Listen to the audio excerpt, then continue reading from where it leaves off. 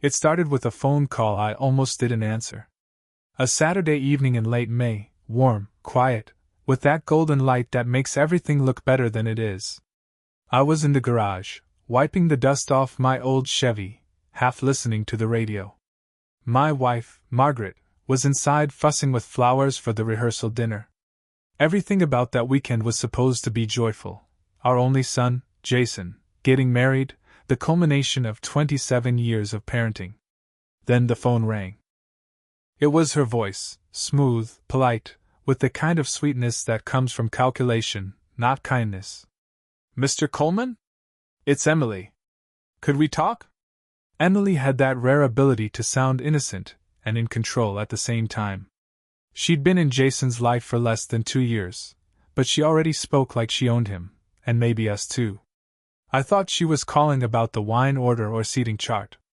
I didn't expect her to say, "I think we should have a serious talk before tomorrow. There's something about last night I can't ignore." Something about the tone made me put down the rag. "What's going on?" She hesitated, then sighed, that heavy, performative sigh people use before dropping a bomb. "I don't want to make this worse than it is, but the way you grabbed my arm last night, it really scared me." For a second, I thought I'd misheard. What?"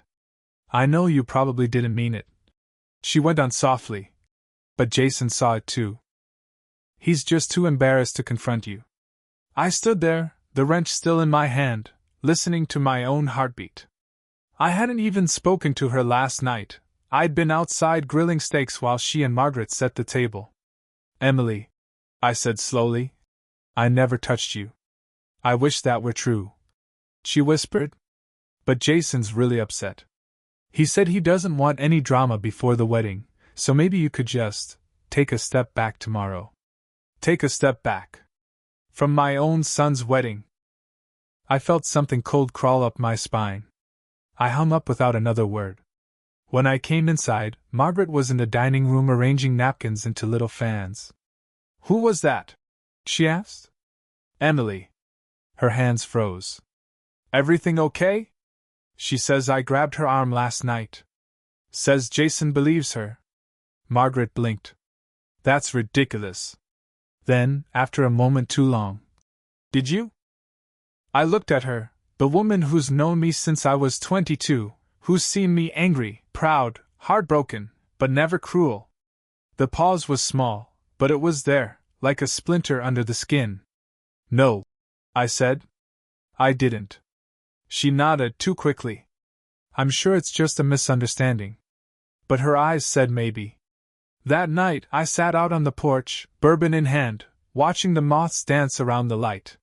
From inside I heard them, Margaret and Jason, talking in hushed tones. The words carried just enough to slice. "She's probably overreacting, but Dad can be intense sometimes." I stared out into the dark until the glass was empty. Intense. That's what I was now. Not a father. Not a man who paid for Jason's college or taught him to drive. Just intense. By the next morning, I knew things had shifted. Emily wouldn't meet my eyes when she came by to drop off flowers. Jason barely spoke to me, just muttered something about keeping the peace. And then, as guests began to arrive, I saw the way they looked at me, polite smiles with an edge of curiosity, whispers when I turned my back. She had told someone. Maybe everyone. The ceremony was supposed to be small, but nothing feels smaller than being the only one people avoid. Margaret tried to smile through it, but I could see the strain. When I reached for her hand, she pulled away just enough for me to notice. That was the moment it hit me. The real damage wasn't the lie itself, but how quickly people want to believe it. After the dinner, I found Emily by the bar, surrounded by her bridesmaids, all glowing and laughing. She turned when she saw me and gave that same perfect smile, the kind that hides the knife behind the back. "Emily," I said quietly, "you and I need to talk." Her eyes flicked to the photographer nearby, then back to me. "Mr. Coleman, please don't make a scene." "I'm not making a scene. I'm asking what game you're playing." She tilted her head. "I'm not playing anything." But maybe you should think about how you talk to women. People notice. I saw it then, the satisfaction behind the mask. The way she was already controlling the story. Careful, I said. Stories like that have a way of circling back. She smiled again, softer now. Oh, I'm not worried. People believe what they see. And right now, they see a man who's angry at a young woman for telling the truth. And with that, she turned, her hand slipping into Jason's as if she'd been rehearsing that move her whole life. I stood there a long time, surrounded by laughter that wasn't mine. That's when I realized, the wedding wasn't just about vows. It was a performance. And I'd been cast as the villain. I didn't know it yet, but that night would end more than one version of my life. Sunday morning came dressed like forgiveness, sunlight, coffee, the smell of cinnamon from the kitchen. But beneath it all, there was static. You could feel it in every half-finished sentence, every glance that didn't last long enough. Margaret moved around the kitchen like she was keeping time with an invisible metronome. Jason and Emily are stopping by before the ceremony, she said, keeping her voice neutral. They want to talk. Talk, I repeated. The word already tasted sour. When the doorbell rang, she jumped. I opened it before she could. They stood there, side by side, Jason in a suit that made him look older than he was, Emily in a white blouse, soft curls over her shoulders, eyes red enough to suggest she'd been crying. It was a perfect performance. Dad? Jason started, voice tight. Can we sit down? I nodded and led them to the living room. Margaret followed, hands clasped like she was holding her breath. Emily didn't sit. She stood by the window, staring out at the street. I didn't want it to come to this, she said softly. But I can't walk down that aisle pretending nothing happened. Jason's jaw tightened. I just need to hear you say it, Dad. Tell me you didn't touch her. My heart felt like it had stopped moving blood for a moment. I didn't. She has bruises, Jason shot back.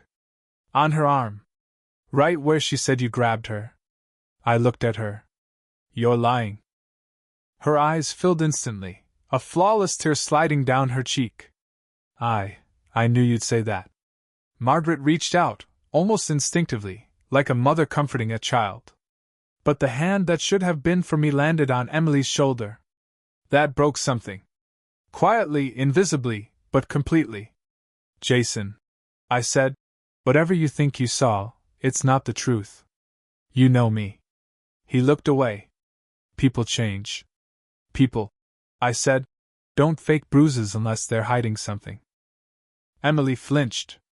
It was small, but I saw it. Jason didn't. He was too busy drowning in guilt and anger someone else had poured for him. The conversation ended without resolution, just a silence so heavy it followed me through the day. At the ceremony, I took my place in the second row instead of the first. I wasn't asked to give a speech anymore. I wasn't asked to walk my son anywhere. When the music started, Emily entered like she was floating, pure white, all grace, every eye on her. She passed by me, and for a fraction of a second she smiled. Not at me. For me. The kind of smile that says, you lost. After the ceremony, people avoided my gaze. Even my brother, who flew in from Denver, gave me that half-pitying look. I caught snippets of conversation. He's always been intense, maybe it's stress, you never really know what goes on behind closed doors. It spread like perfume, invisible, expensive, and impossible to wash off.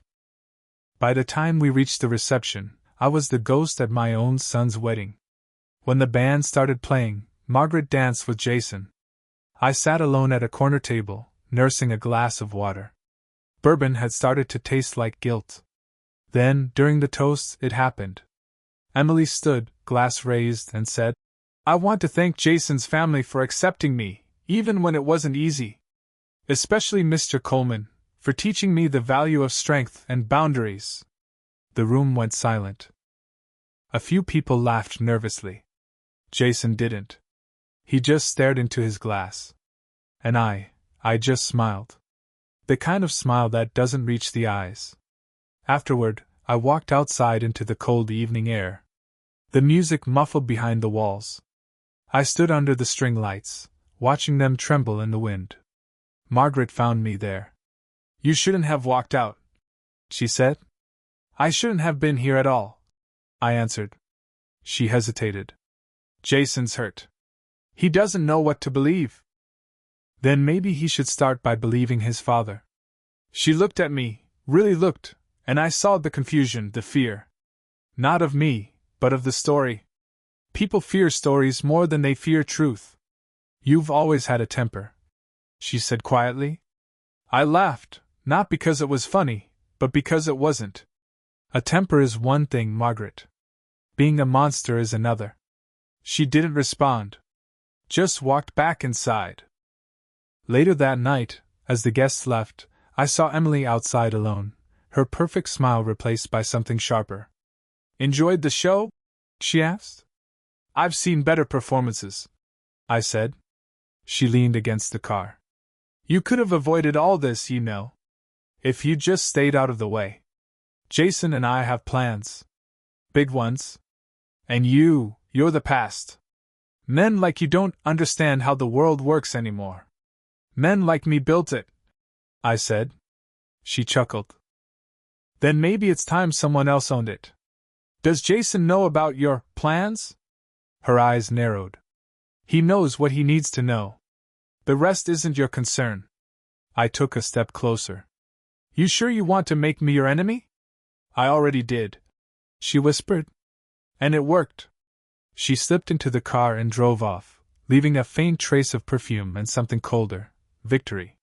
When I came home, Margaret was asleep. I stood in the dark kitchen, staring at the family photo on the wall, the three of us smiling on a beach in Florida. For years I'd thought that picture was proof of something solid. Now I saw it for what it was, a fragile moment caught between lies.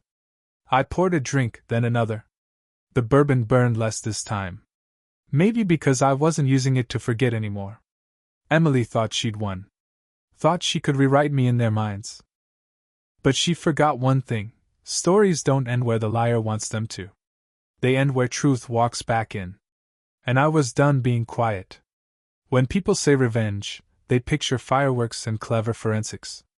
I don't have fireworks. I have a lifetime of small gestures, and I know how to make people show their true colors. The morning after the wedding felt like walking through glass. Everyone was polite, but the polite distance had teeth. For 2 days I did the obvious things: fixed the leaky tap, mowed the lawn, pretended the world hadn't shifted. Margaret watched me the way someone spies a slow leak under the sink, worried, ready to act when the wall finally gives. That's when I decided to stop shouting and start listening. If Emily wanted to change the story, she'd have to act. People reveal themselves when they feel unseen. First move: humility. I went on the porch one afternoon and said to Margaret, "Maybe she's telling the truth. Maybe I was harsh with her last night. Maybe I should apologize." I said it slow, like a man admitting a fault he'd been holding in his fist for years. Margaret's face tightened, unsure whether to believe the softness in my tone. I set the rake down and walked inside. "Let me try. I'll tell Jason I'm sorry for whatever upset him. I'll step back if that's what he needs."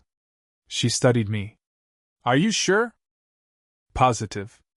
I gave her a small, almost guilty smile. "I don't want to be the reason he's not happy." That line, "I don't want to be the reason," was a little knife. It was a way to make Jason feel the burden of choice. It also put Emily in a corner. If I suddenly became the conciliator, she'd have to keep her story straight in front of everyone or risk looking like the liar she was. We staged the apology the next morning like a small, private play. I asked to speak to Jason alone in the garage while Margaret pretended to vacuum. "I'm sorry, son," I said. "If I hurt you or made you uncomfortable, I'm sorry. I never meant to make Emily feel unsafe." He stared at me, and for the first time since the accusation, his face softened. "Dad, it's not about you apologizing. It's about... I don't know. It's messy." "Then help me with the mess," I said. "Tell me what you want." He rubbed his face. I don't want drama at the honeymoon. I can't. He stopped, lost. I just don't want to pick sides. Pick me, I said, plain as an instruction. You know me. He looked away. He didn't pick anything. Next move, create temptation. If Emily was playing for money or position, she'd act when there was something to be gained. So we made a quiet show of possibility. Margaret announced casually, to the people likely to repeat it, that we were thinking of downsizing the house. The neighbor heard it. The neighbor's wife heard it. I mentioned it at the grocery store. It was as harmless as a cough. But for the people who think in numbers, people like Emily, it was a bright red flag. A week later, Emily came by with Jason, smiling like she always did. So, you two really thinking of selling? She asked over coffee, fingers drumming on the mug. We might, Margaret said. Too big now that it's just the two of us during the week. It's a thought. Emily's eyes flicked to me and back, measuring. You'd get a nice price, she said lightly. Neighborhood is hot. You could move somewhere easier. Smaller taxes, less upkeep. Maybe, I said. Maybe we'd split the money for a trip. See the West. She smiled wider. Oh, Jason would love that. Her hand found his under the table. I watched the way her fingers tightened. Not at affection. At control. But I didn't call her on it. I let the idea float in the air. When someone grabs at potential, they show the shape of their hunger. Next, public inconsistencies. People who invent lies have to keep inventing. They trip on details. So I started to tip small facts into conversations that Emily had to account for if she kept the story going. At brunch with Margaret's sister, I casually said, Remember that night a month ago when I fixed the porch light? I was out there until 10, talking to Tom about the high school reunion. Emily, who was sitting right there, answered too fast. Oh, you mean when he... She hesitated, then lied. When he came inside and shouted at me. Her voice was too loud, too eager. Margaret's sister looked between us. Shouted? I shrugged, innocently. Must be my memory. My shrug was deliberate. It told her that she'd been noticed. Small contradictions piled up. Emily's story demanded that I had been in a position to touch her. I put subtle reminders in the air that placed me somewhere else at key times. I mentioned the neighbor who had come by to borrow sugar at exactly the minute Emily claimed I was alone with her. I mentioned the garden hose I'd left running in the back at midnight, details with no drama, just anchors. She had to either maintain the fiction and patch the holes, or panic. She tried to patch them. One evening, she stopped by the house unannounced while Jason was at work. Margaret answered, smiling like a hostess who's also a secret detective. Emily drifted into the kitchen and started rearranging the fruits in the bowl with hands that seemed to be making up their own choreography. You don't have to prove anything to me, Margaret said softly, from the sink. I just want Jason to be happy. Emily's face hardened for a second, then softened into politeness. I know. I'm doing what I can. Margaret poured tea and, without looking up, said, You must be tired. Planning a lot for the honeymoon? Emily's eyes lit. Yes, Hawaii. We're saving. Oh good, Margaret said, as if this were what she'd expected.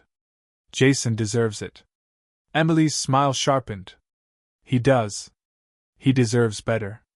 There's a moment when a confident liar assumes momentum. They start to believe their own lies. Emily let herself get carried away. She began to talk about the future in concrete terms, what she wanted from Jason, what she expected. I let those words hang. Then I did something people don't expect. I stepped back even more. I stopped interrupting. I stopped defending myself. At family dinners, I ate quietly, nodded, and when someone mentioned the wedding, said things like, It's their day. I hope they're happy. It looked like defeat. It looked like an old man giving up his place at the table. But while I stepped back, Margaret did the opposite. She watched Emily the way a gardener watches an invasive vine. Quiet at first, then with a pair of scissors tucked into her apron pocket. We staged the next trap at a small, neutral thing, the wedding photos. Margaret had a friend, Elise, a photographer who'd taken our family pictures for years. I called Elise and asked her to drop by under the pretext of returning a set of prints. She came, camera bag slung over her shoulder, but she stayed for tea and talked about lenses and light like she always did. Emily, who liked to be around people who nodded and admired, stayed too. Elise asked to see the rehearsal photos on Jason's phone. Jason showed them. Elise, friendly as a cat, mentioned the timestamp on one shot, 9:30 at night. "You were out on the porch in a t-shirt," Elise said. "I loved that light." Emily colored, and for a second I thought she'd made a move to spare herself. Instead, she said too sharply, "I didn't notice." Elise tilted her head. "Oh? Because one of the neighbors stopped by around then, and said they saw you all outside, too." Emily's smile faltered, and a bead of sweat appeared at her upper lip. She covered it with another rehearsed laugh and changed the subject. But the seed had been planted. Someone else had an independent recollection. Lies don't like witnesses.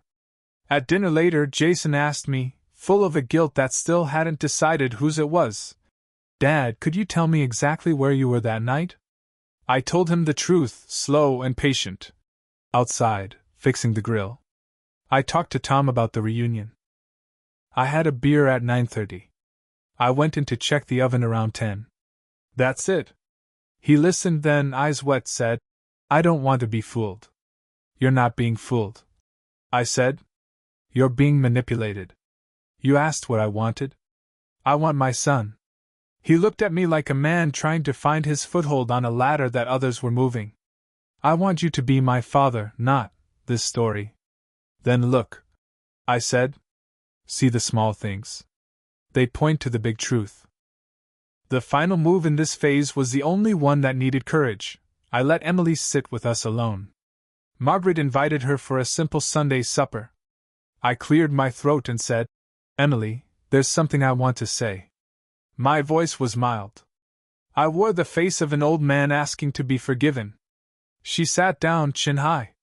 "Yes? I'm sorry for anything you felt," I said. "I never meant to be frightening. If my manner scared you, I'm sorry." Her eyes glittered like a trap set with glass. "Thank you," she said. "That's very grown of you." I leaned forward, lower than she expected. "But there's something else. If anyone is lying, you don't get to write the ending by yourself." She smiled, a slit of white. "I'm not lying. Then you won't mind if Jason asks a few questions. You won't mind people looking at dates, asking neighbors what they saw. You won't mind the little things that make up a life." Her smile didn't change. But her hands, unseen under the table, clenched. She'd been playing a long game of small cons, gain trust, cut the threads that tie a man to his family, move in. Those things need confidence to do, and her confidence had been built on a single lie. She left that night with her head high, saying, "I just want what's best for Jason." After she left, Margaret sat down and put her hand over mine. "You did the right thing," she said. "No," I said. "I did the necessary thing. Necessary isn't pretty. Necessary is a slow, patient engine." It was working. People were starting to notice the cracks. Emily got impatient. She snapped at a bridesmaid who'd asked the wrong question. She got short with the caterer when the hors d'oeuvres arrived late. Her composure failed in private, where it mattered. Jason began to see her not as a perfect storm of suffering but as someone who punished people when she didn't get what she wanted. He started to remember small things that didn't line up. Not a revelation, exactly, more like sunlight through fog. Each little beam made a shape. By the end of the week, she made a mistake no practiced liar can afford. She lost her mask in front of someone who mattered. We were at a backyard barbecue. Music, laughter, the world pretending everything was normal. I handed Jason a beer. He sat down next to Margaret, comfortable as a man who had not yet decided which way to fall. Emily walked up, saw a plate of my favorite ribs, and without asking, picked them up. "Oh, what a treat," she said, chewing loud. "Thank you." I watched her take one bite, then put the plate down with a small, annoyed sigh. "These aren't seasoned properly," she said, loud enough for half the yard to hear. "They're dry. I'll get someone to fix them." A man named Tom, who'd watched us for years, laughed and said, "Since when did you become the family chef?" Emily didn't miss a beat. "Since I started care about quality." Jason scowled. "You're not on the catering team." His voice had edge now. People looked. The way she answered, defensive and petty, painted the picture of someone who wanted control over trivial things because she wanted control over life.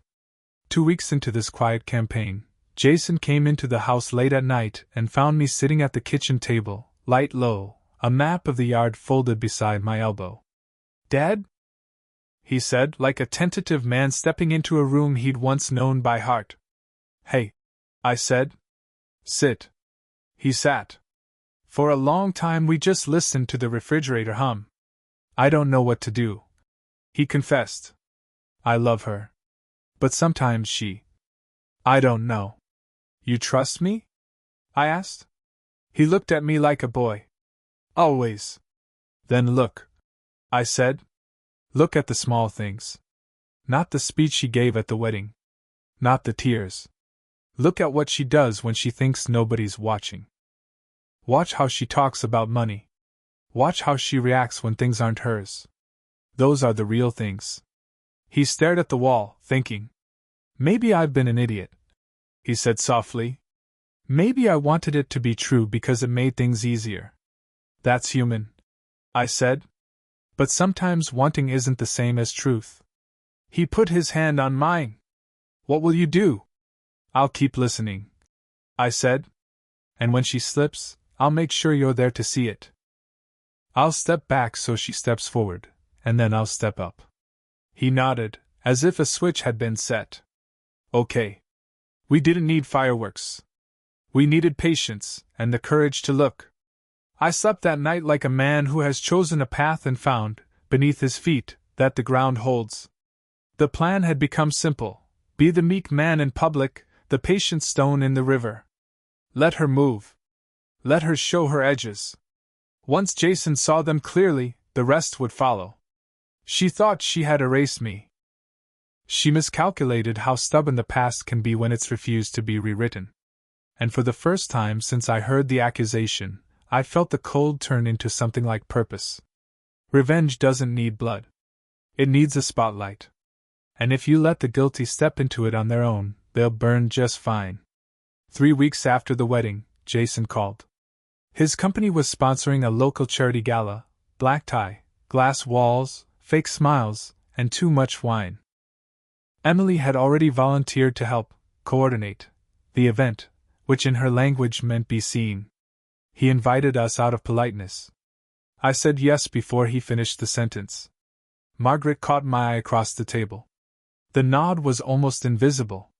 We both knew this was the stage. The night of the gala shimmered like something out of a movie. Chandeliers, jazz, a silent auction for art nobody wanted but everyone wanted to be seen bidding on. Emily glided through the crowd in a silver dress that caught every flashbulb. Jason looked proud. Naive, but proud. Margaret and I arrived quietly. She wore navy, elegant and calm. I wore the same charcoal suit I'd owned for 10 years. We didn't need flash. We needed composure. "Don't start anything," Margaret whispered as we entered. "I won't start," I said. "I'll finish." Inside, people circled the buffet like satellites around a dying sun. Emily spotted us and hesitated, just for a second, before smiling that polite society smile again. She kissed Margaret's cheek, ignored me completely, and whispered, "I'm so glad you came. Jason's been worried about the tension." "Tension?" Margaret echoed softly. "Oh, we're all family now. Nothing to worry about." Emily's smile twitched. Then she excused herself to greet the mayor's wife. Margaret turned to me. "She's nervous." "She should be," I said. "The show's about to begin. Every performer needs an audience." I started by giving her one. I talked, loudly but politely, to 2 guests near the wine table. Old friends from the hardware store, the kind who love talk stories. Emily's been handling the finances for Jason's company events, I said casually. She's sharp. Probably the best in the room with numbers. People like her can't resist a compliment that smells like a challenge. Within 10 minutes she drifted over, holding a champagne flute, pretending to stumble into the conversation. "Oh, Mr. Coleman, don't exaggerate," she said, laughing too brightly. "Jason and I just help out with logistics." "Humble, too," one of the men said. "You handled that catering mix-up last week, didn't you?" Emily beamed. "Yes, well, mostly. There were some accounting adjustments. But it's all handled." Margaret raised her glass, eyes soft. "Adjustments? That sounds interesting." "Oh, nothing important," Emily said quickly. "Just a small refund we arranged with the vendor." "Refund?" Margaret repeated. Jason mentioned the company already reimbursed the catering team. Emily blinked. Only for a second, but long enough.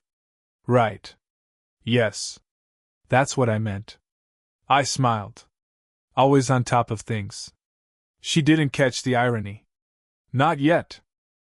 Margaret excused herself to check on the silent auction, but instead walked over to the event accountant, a sweet, meticulous woman named Darlene. They chatted softly, just long enough for Darlene's brows to lift once, then twice. 5 minutes later, Darlene approached Emily with a clipboard. "Excuse me," Darlene said. "I just need to clarify the catering invoice from last week. The refund check was issued to." Emily cut her off. "It's fine. I already handled it." "Oh," Darlene said, glancing at the papers. "Then why does it list your personal account?" That drew heads. Emily's cheeks flushed, but she smiled. "It's just a routing error. I advanced the payment myself, so they refunded me." A convenient lie, one she hadn't prepared in advance. I saw Jason's eyes narrow. Just slightly. Margaret returned to my side, her voice calm. "One crack. Give her rope," I said. "She'll use it." The band struck up something slow and expensive sounding. Couples drifted onto the floor. Margaret nodded toward Jason and Emily, who were arguing quietly near the champagne tower. I approached the bar, close enough to hear fragments. "You said you'd fixed it, Em," Jason was saying. "I did. These people are just looking for problems. Your father's stirring things again." That was my cue. "Everything okay, kids?" I asked gently. Emily turned, perfect smile snapping back into place. "Just a misunderstanding." "I know the type," I said. "I make them all the time. Hard to keep track when you're handling other people's money." Jason blinked. "Dad?" Emily cut in, her voice sharp. "Are you accusing me of something?" I shrugged. "No. Just admiring your confidence. I wish I could move numbers around that easily." Her nostrils flared. Margaret touched my elbow lightly, enough to signal enough for now. I stepped back, raised my glass, and let silence do the rest. Silence is a predator. It eats patience first, then dignity. By dessert, Emily was glowing with irritation. She laughed too loud, gestured too wide. Every time someone asked a harmless question about the event's budget, she jumped in to answer first, weaving explanations faster than she could remember them. That's when Margaret whispered, "Time." The auction began. The last item, a weekend cabin getaway donated by a local realtor. Bidding started modestly. Jason lifted his paddle for 200. Someone countered with 3. Emily smiled sweetly, then raised the bid to 5,000. Gasps. Cameras. Applause. Jason froze. "Emily, what are you doing?" "Supporting the cause," she said through her teeth. "That's half our honeymoon savings." She laughed too brightly. "Oh, come on, we'll manage." I leaned toward Margaret. "Watch the left side." The auctioneer, grateful for the drama, closed the bid fast. "Sold! To the lovely Ms. Emily Coleman." Flashbulbs popped.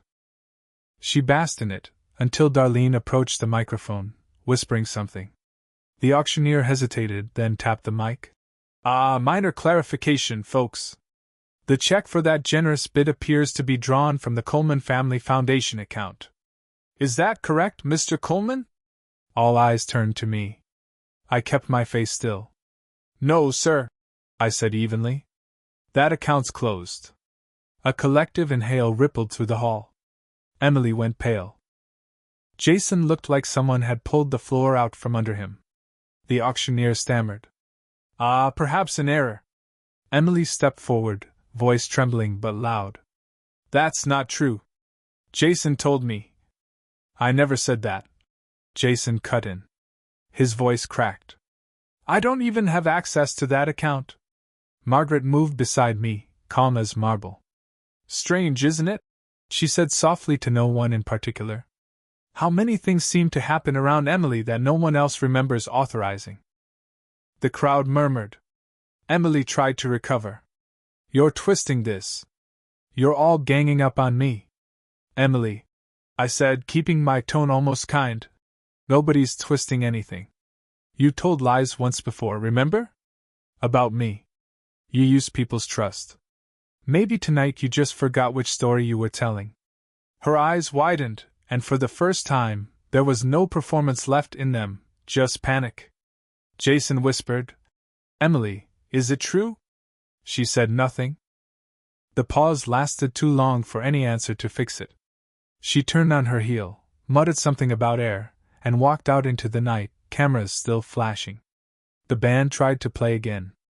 People needed something to fill the silence. Jason followed her halfway to the parking lot, then stopped. I didn't move. Margaret didn't either. When he came back, his face was gray. She left. I know, I said. He looked at me for a long time. Dad, what did you do? Nothing, she didn't start. He ran a hand through his hair. She said you'd ruin her if she didn't keep quiet. I met his eyes. She ruined herself. All I did was hold up a mirror. Margaret placed her hand on my arm. Come on. Let's go home. As we walked out, people parted like the tide. No applause, no congratulations, just the heavy silence of witnesses realizing they'd chosen the wrong side. Outside, the night smelled of rain. Margaret slipped her hand into mine. She deserved worse, she said quietly. She'll get it, I said. Truth's slower than lies, but it never loses. Later, at home, the phone buzzed with messages, half apologies, half gossip. I turned it face down. The porch light flickered against the wet pavement, same as the night she'd called to lie about me. Full circle. Margaret poured 2 bourbons. We didn't toast. We just sat, listening to the thunder roll far away. She'll come back for something, Margaret said. I hope she does, I said. I'm not done yet. The trap wasn't about humiliation. It was about reclaiming gravity, the right to stand in my own name again. She'd stolen that when she lied. Tonight I took it back. And next time, I wouldn't need a crowd. The morning after the gala, the house was quieter than a church at midnight.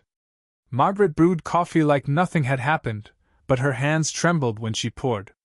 Jason hadn't come home. His car was still parked by the curb, empty. Neither of us spoke for hours. There's a kind of silence that doesn't come from peace. It comes from waiting for the next shot. By noon it arrived. A knock, soft, deliberate.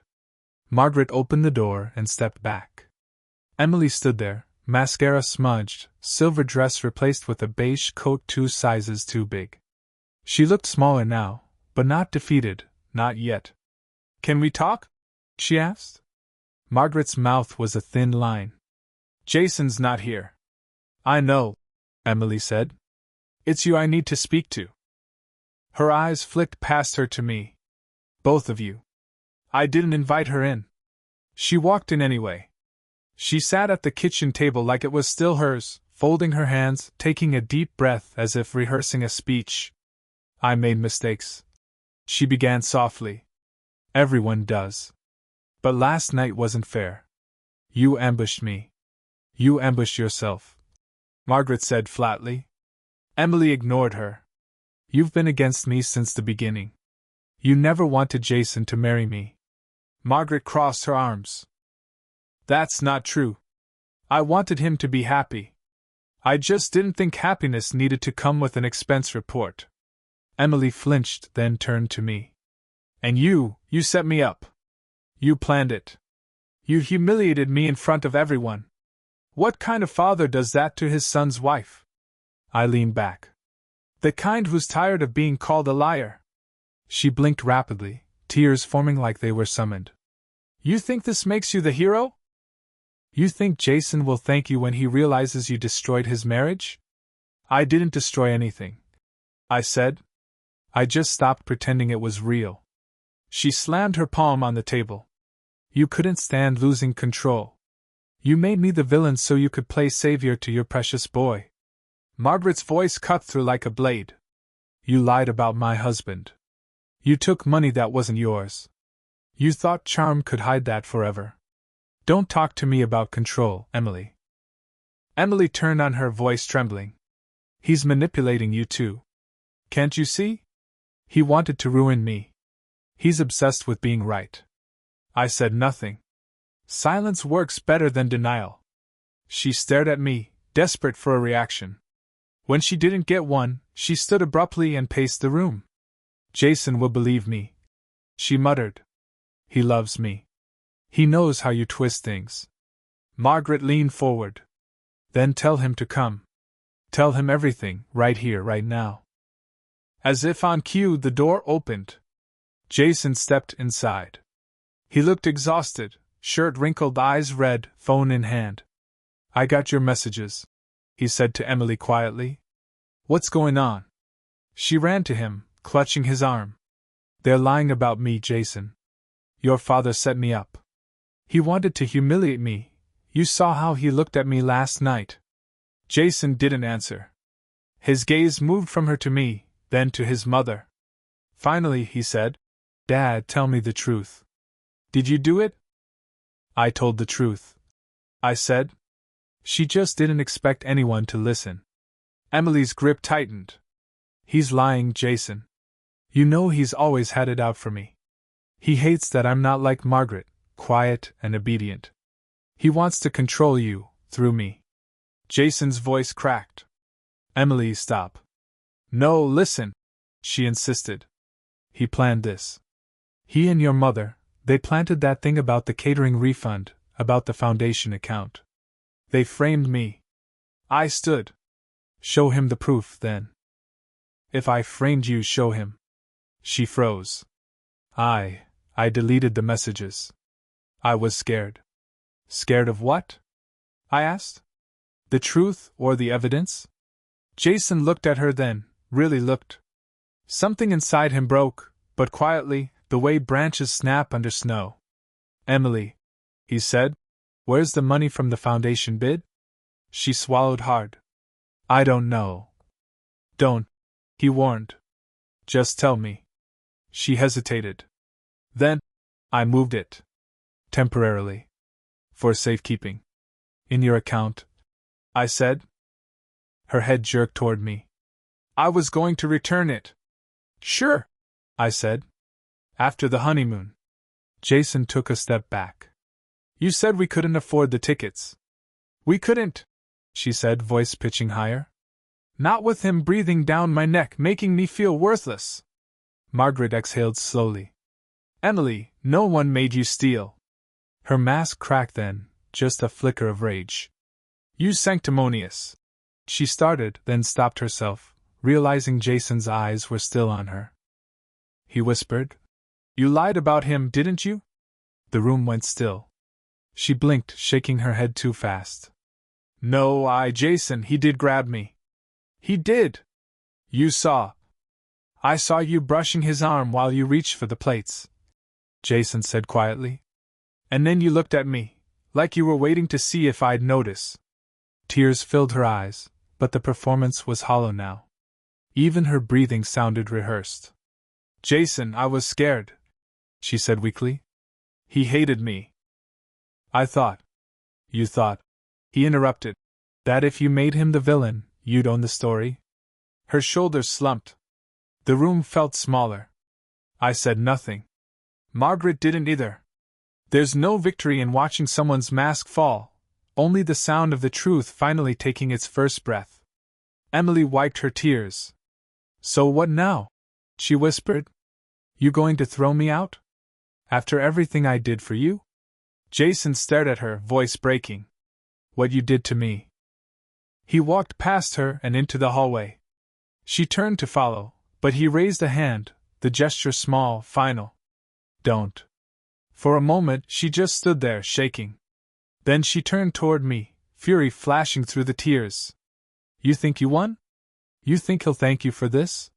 You've destroyed him. I met her eyes. No. I freed him. She stepped closer, voice dropping to a hiss. You don't deserve forgiveness. Neither do you, I said. But you'll still have to live without it. Something in her broke. She spun, grabbed her purse, and stormed out. The door slammed so hard a frame on the wall tilted sideways. Jason didn't come back for hours. When he did, he went straight to the porch and sat beside me. We didn't talk at first. The wind carried the sound of distant traffic. Then he said, I didn't want to believe you. I know. I thought you just wanted to control everything. I wanted my son back. I said.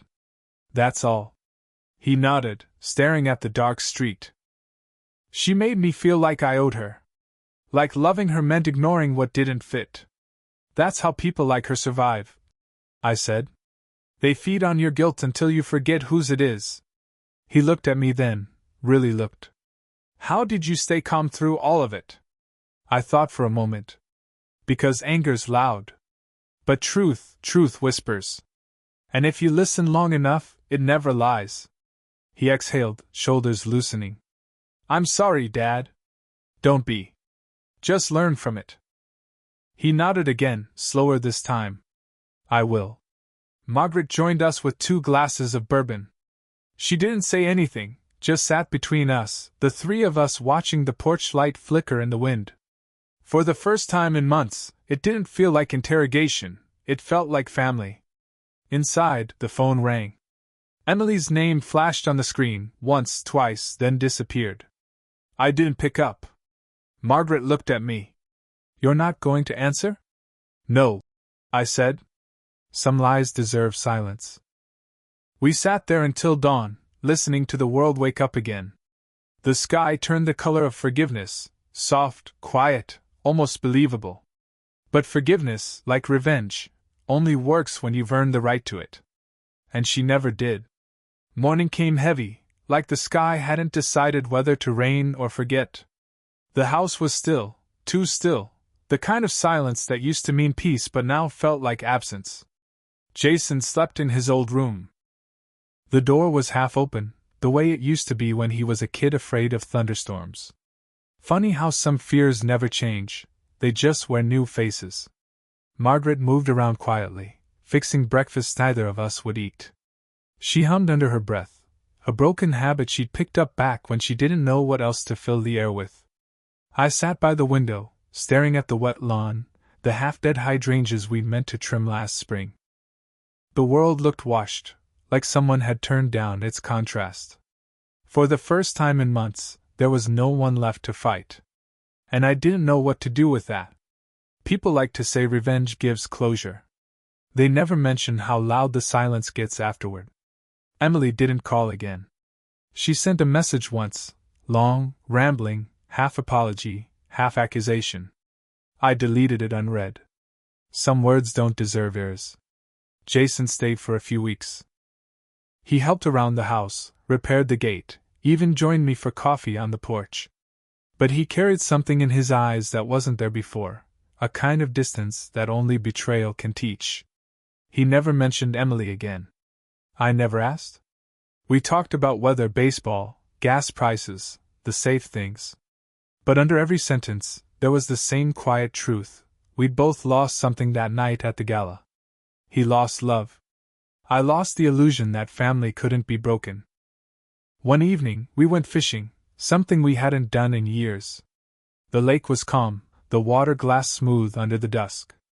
Jason cast his line and said, "I used to think you were hard on people. That you saw the worst in them." "I do," I said. "That's how I know when they show it." He smiled faintly. "Guess I needed to learn that the hard way." "You learned it young," I said. "That's better than never." We sat there until the stars came out, not talking much, just listening to the crickets and the soft lapping of water against the boat. When we packed up, he said, "You know, I don't hate her." "I don't either," I said. "Hate's easy. Forgetting's harder."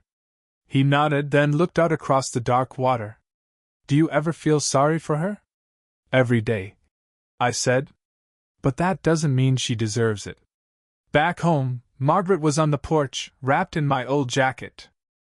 When Jason went inside, she looked at me and said, "You did what had to be done." "I know. But it cost you." I looked at the horizon, the faint smear of red where night had torn the edge of dawn. "Everything costs something," I said. "We just don't always know the price up front." She reached for my hand. I let her take it. For a long time, we just sat, listening to the wind move through the trees. Somewhere in the distance, a train wailed, long, low, mournful. It sounded like something leaving that should have left long ago. Weeks later, I found one of Emily's earrings under the car seat, small, silver, shaped like a teardrop. I held it in my palm for a while, the metal still faintly warm from the sun. I didn't throw it away. I set it on the porch rail and watched it catch the evening light until it slid into shadow. That's all a lie ever is, really, something that shines until the sun moves, and then it's just another forgotten thing. Jason left eventually, got a place across town, started over. He still calls on Sundays. We don't talk about her, or the wedding, or the night everything cracked. But his voice sounds steadier now. Margaret says that's enough, that healing isn't about forgetting, it's about walking without looking back every few steps. I want to believe her. But sometimes, late at night, when the house settles and the world stops making noise, I think about Emily, about the way she looked in that last second before she knew it was over.